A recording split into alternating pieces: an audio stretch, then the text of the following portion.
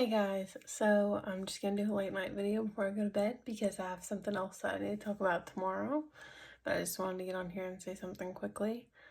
Um, just something important that I've read and heard a lot about is being a Christian and being able to defend yourself and defend your faith. You need to have discernment. Discernment in your heart, in your mind, and your soul to be able to recognize things that aren't true. False teachers, false prophets, false teachings, all this good stuff. You need to be able to recognize these things. And how you recognize these things is by reading your Bible. How are you supposed to know that something is true or not if you have never read it or even looked it up? I mean, do not trust anybody except for God. Don't trust, I don't care if it's the best preacher you've ever heard, if it's me, if it's your mom, your great grandma, whoever. You need to look it up yourself. Don't just share a quote online unless you know it's true, unless you know that scripture's true.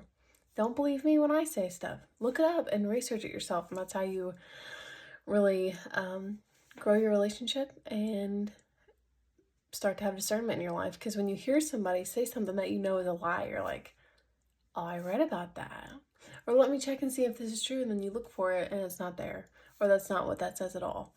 So that's just kind of an important part of just learning how to direct your faith and not be misguided, because not only on Judgment Day, but even now, there's going to be a lot of false teachings, false prophets, all this stuff that's gonna come up to try to lead you astray, that make you think you're getting into heaven and you're really not, because they're over here telling you all these lies and fulfilling this, ego that American Christianity has put in your head. And American Christianity is like that.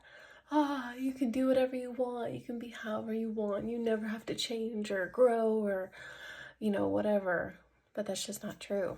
You can love your child and still want them to grow and change and be a better person, and he just wants you to be obedient to him. And if you're living and doing all these worldly things, you're not being obedient to him.